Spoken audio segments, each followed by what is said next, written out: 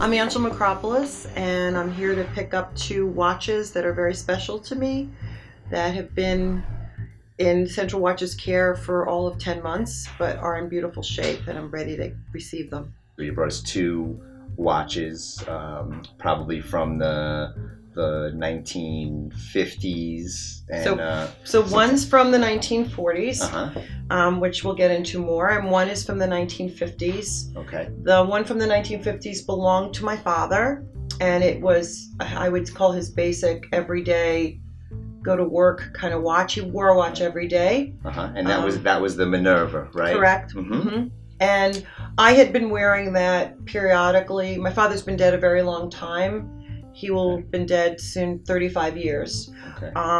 So more than half of my life. But after he passed, I have my own collection of watches, and I usually wear a New Bell every day, but I would wear his watch on occasion, and I would frequently wear it to work, and I enjoyed wearing men's watches. I particularly enjoyed that band because it was expandable band. Right. It's a great watch. Even the size, I would almost say that was more like a mid-size watch. Right. In today's standards, a medium watch that a woman would almost wear. Correct. But in those days, it was a men's watch. There was nothing wrong with seeing a watch that was 30 millimeters or maybe 32 millimeters.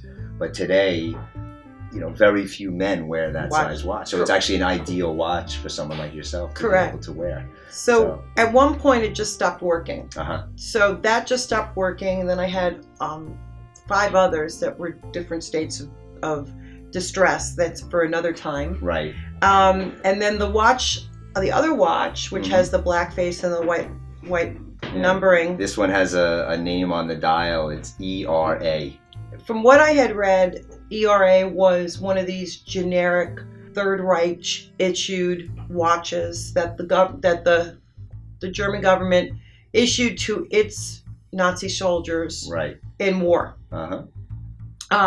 But I do know the personal history behind that is that my uncle, who I've never knew and only had been told stories of, had taken, for lack of a better word, it's literal, several watches from German soldiers on the battlefield in the fall and winter of 1944. Right. So we know that it had to have been acquired by him sometime between September 1944 and Christmas Eve 1944, since he was killed on Christmas Eve in the Battle of the Bulge. Right. So very interesting. So this is a watch that during wartime, when somebody was killed and they're sitting there with valuables, in those days, you didn't just leave them there, I don't think. No. And I think it was probably very common to just, even down to probably a pack of cigarettes or whatever else may be laying on the ground, they took.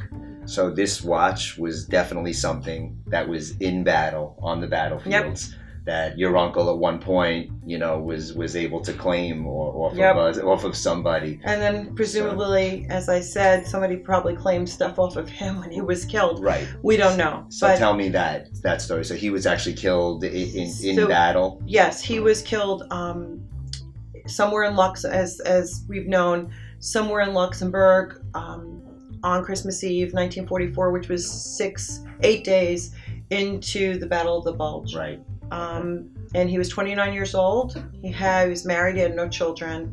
Right. But this.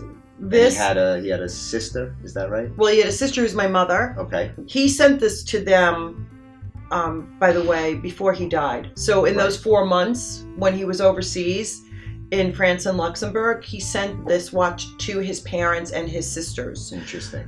So, but I don't believe anybody ever tried to fix it. Right. So it just sat in that metal box. Yeah. And then at some point it was passed on to you, and you were holding on to it. And finally you brought it into us. I have the old case here.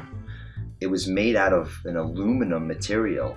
And when this got all deformed here and we had to fix it, the second we put a little bit of heat here, it's almost like if you would have taken a lighter and put it toward a paper towel, and how it just would melt back and burn backwards. That's what happened to this entire casing here.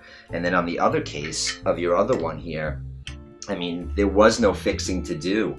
It completely corroded and pitted, and the backing here, look, it ate through the pinhole where the spring bar goes. So it wouldn't be usable, and if I tried to fix this, it's the same material. It would literally just melt away. So now let's reveal the watches. Okay. This is my dad's. Yes, this one here is your dad's. This is the Minerva. It's a great piece. It has the old style expansion band on here. So there it is. Thank you. With its new case on there. Yep. I think this even has its original crown still on the watch. Its original Minerva crown. Okay. Which is so beautiful to just see the original face, the original hands. Right. You know, casing had to be changed. That casing was done. Right. And now you have a watch that you can have for another couple decades. Hopefully. Until we have to worry about. And this is even a steel casing that's on here now. So did you guys find, was it a matter of trying to find the right size to fit? Exactly. It was the right size and the right era. You know, I didn't want to put something that was just too modern or just didn't go with the watch. Right. So it's I wanted it to be age appropriate, and I think we did. I think we did it on this one. So this was Dad's, and then this is my uncle's. They didn't know each other. So now you're getting to see this for the first time with its new case. It's magnificent. It's magnificent for so many reasons. It glows. It's the color. The way you encased it, the color of the black and the black against that those numbers are so vibrant.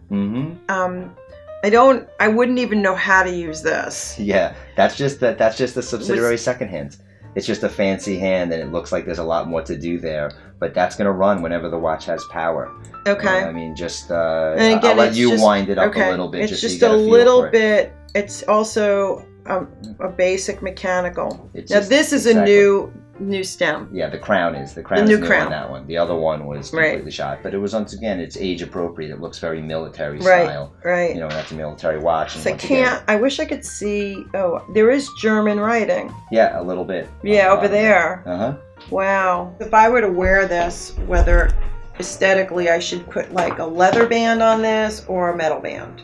I think a leather band. Too. Appropriate because the way that those lugs are so pretty. I think if you try to put a metal bracelet on that, it's going to kind of hide that. Right. Because those lugs kind of flare out now, and there's a lot of beauty to that on its own. I think a leather strap will, maybe a nice corded in leather or something. But we're going to pick one out. We'll go downstairs and we'll pick out something fun for it. Yep. You know. But, it's beautiful. Yeah, it's beautiful, and it's a beautiful story. And once again, like I say, I'm glad you were able to come in. I know we've been trying to plan this. We're both busy. But you finally got here. We got to tell it. We got to share it with all of our subscribers. I wouldn't go any. Honestly, I wouldn't go any other place. I wouldn't. These are extremely meaningful pieces of my history. I know. I got that from talking to you on the phone that's why times. I'm so grateful to you and to your workmen who've done this for me. It's those guys that do half the battle.